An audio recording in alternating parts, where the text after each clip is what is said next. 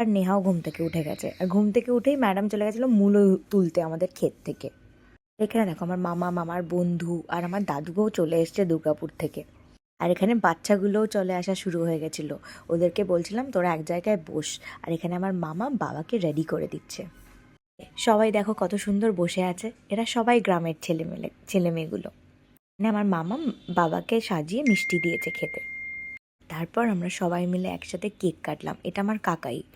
ইয়ার cake কাটিংয়ের পর cake distribute করি ছোট ছোট বাচ্চাগুলোর সাথে।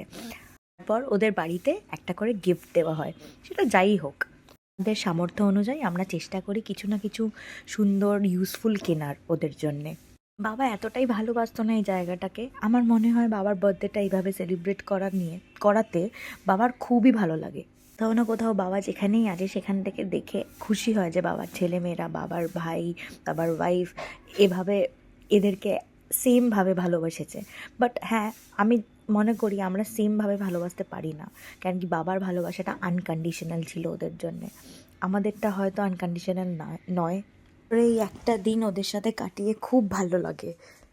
হ্যাঁ দেখো, ওদের খাওয়া দাওয়া হয়ে যাওয়ার পর আমরা খেতে বসেছিলাম। এখানে শেষরাও খেয়ে নিয়েছিল, বাট বিশ্বাস করো আমাদের ক্লিপ নেওয়া হয়নি।